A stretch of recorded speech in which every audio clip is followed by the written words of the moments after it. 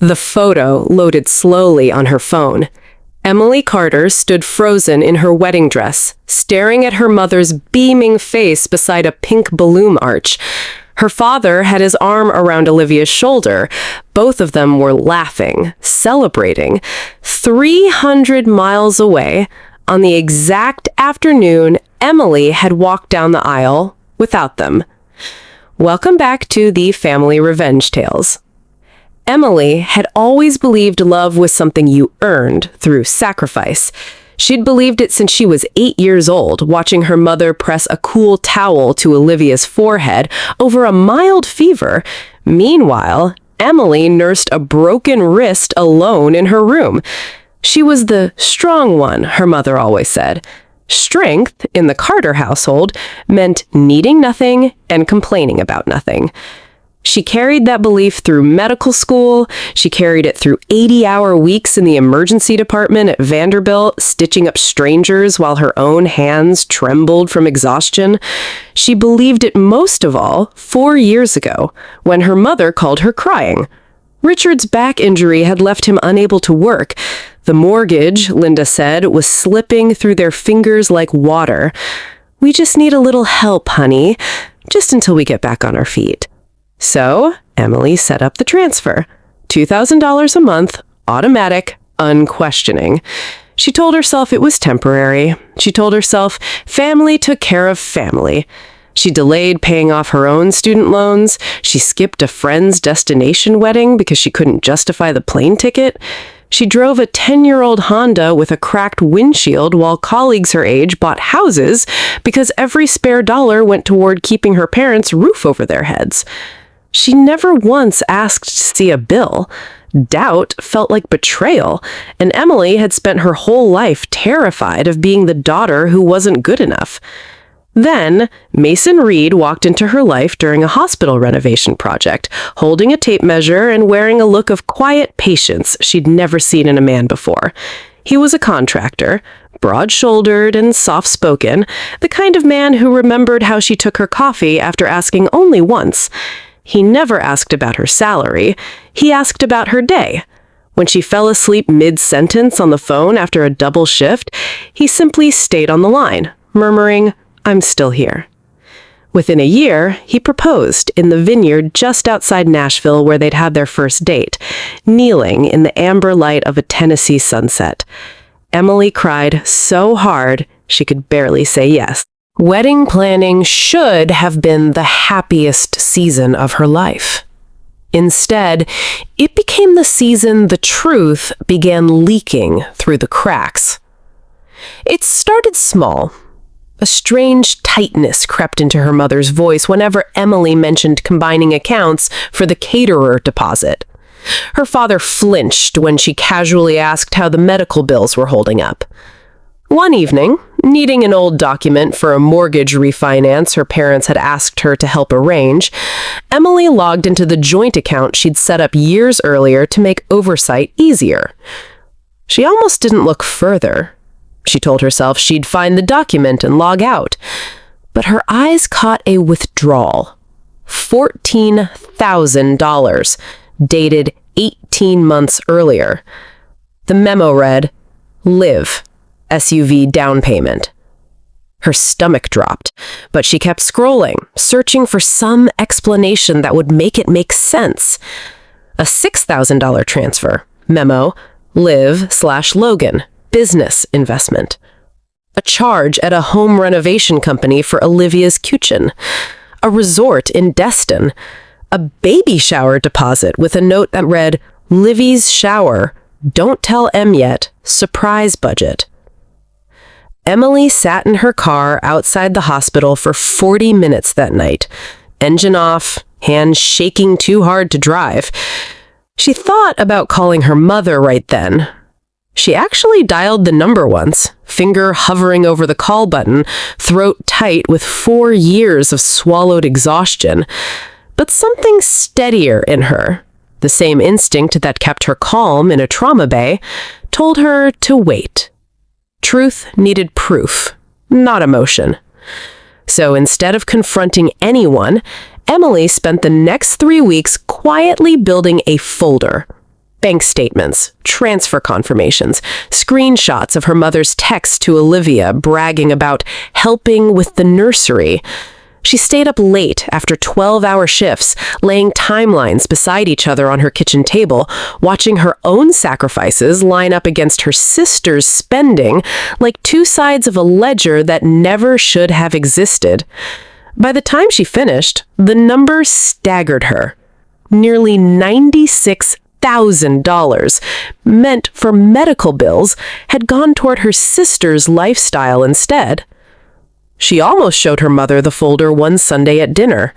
Linda had been unusually affectionate that day, complimenting her dress, asking about wedding flowers. For a moment, Emily let herself hope she'd been wrong. But when she mentioned, gently, that she'd noticed some large transfers to Olivia, Linda's face tightened into something cold and practiced. "You wouldn't understand," Linda said flatly.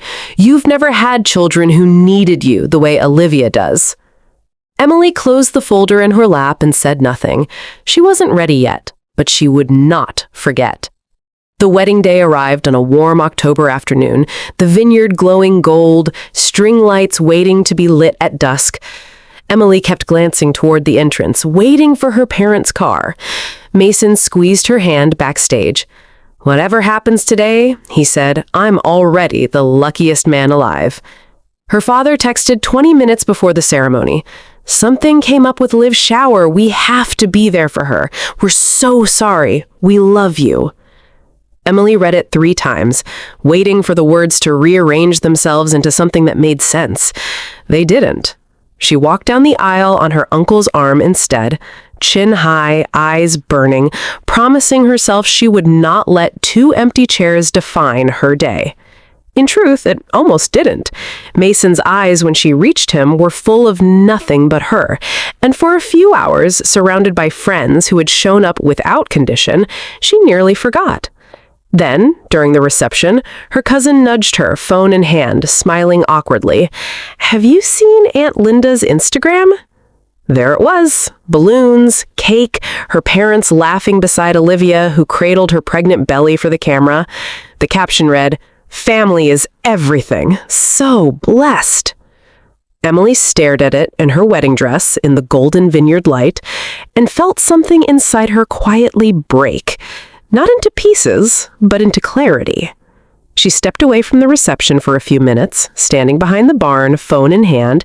She logged into the joint account one final time. She removed herself as a co-holder. She canceled the recurring transfer she'd set up 4 years earlier, watching the confirmation screen with trembling fingers. $2,000 a month, gone with a few taps. She wasn't doing it out of revenge. She understood, finally, that generosity without respect wasn't love. It was exploitation wearing love's clothing. She walked back to her own wedding and danced with her husband under the string lights, lighter than she'd felt in years. The fallout came fast. 3 days later, Richard called, panic sharpening his voice. "Emily, the transfer didn't go through. Is something wrong with the bank?" "No," Emily said calmly. "I stopped it." Silence stretched over the line. "You can't just... We have bills, Emily. We have..." "I saw the statements, Dad," she said. "I know exactly where the money went. I hope Olivia's SUV is running well." She hung up before he could answer. For the first time, the silence that followed didn't feel like guilt. It felt like peace. Linda didn't take the loss quietly. Within 2 weeks, relatives began texting Emily strange, concerned messages, asking if the wedding had changed her, asking if it was true she'd abandoned her parents the moment she got married. Emily realized her mother was rewriting the story before she could tell her own version of it. So she waited. She let the folder finish speaking for her when the moment was right. That moment came at Thanksgiving at her grandmother Eleanor's house, the long oak table crowded with cousins, aunts, and uncles, the smell of turkey and cinnamon thick in the air. Linda cleared her throat during a lull in conversation. "It's just been so hard," she said, dabbing at dry eyes, "watching Emily pull away from this family right when we needed her most. I raised that girl with everything I had, and the moment she gets a ring on her finger, she cuts us off completely." A few relatives murmured sympathetically. Emily felt the old, familiar urge to shrink, to apologize, to smooth things over the way she always had. Instead, she reached into her bag and set a plain manila folder on the table. "I'd like to say something," she said. Her voice, to her own surprise, didn't shake. One by one, she laid bank statements across the table between the mashed potatoes and the cranberry sauce. She explained, calmly, that over 4 years she had sent nearly $96,000 intended for her father's medical bills and mortgage. She explained that instead, records showed the money had funded Olivia's SUV, a kitchen renovation, a vacation in Destin, Logan's failing business, and a baby shower Emily herself hadn't even been invited to. "I'm not here for an apology," Emily said, looking at her parents, then at her sister, whose face had gone pale. "I'm here so no one at this table repeats a lie about me again." The silence that followed was heavier than any argument could have been. Uncle Frank picked up one of the statements, jaw tightening as he read the highlighted dates. Aunt Carol looked at Linda with an expression Emily had never seen her wear before. Quiet, unfiltered disappointment. "Linda," Eleanor said from the head of the table, her voice carrying the calm authority of 81 years, "is this true?" Linda's mouth opened, then closed. Richard stared at his plate. "I did it for Olivia," Linda finally said, her voice cracking. "She needed help. Emily's always been the strong one. I thought she could handle it." "She handled it," Eleanor said quietly, "because you let her believe that was the only way you'd ever love her." No one spoke for a long moment. Olivia, tears in her eyes, whispered, "I didn't know it was that much, Em. I swear I didn't know." Emily believed her, mostly, but belief didn't erase 4 years of exhaustion, of skipped vacations and delayed dreams. Still, she didn't yell. She didn't demand repayment. She simply closed the folder, looked around the table at the family she'd spent her whole life trying to earn, and said, "I just needed the truth to exist somewhere outside my own head." She left dinner early that night, Mason's hand warm around hers as they walked to the car. Eleanor followed them onto the porch, wrapping her cardigan tighter against the cold. "You did the right thing," Eleanor said. "Real family isn't about what you sacrifice for people. It's about what they're willing to sacrifice for you, too. You spent years trying to buy something that should have always been free." Emily hugged her grandmother tightly, breathing in the familiar scent of rosewater, and for the first time in years, felt entirely, quietly whole.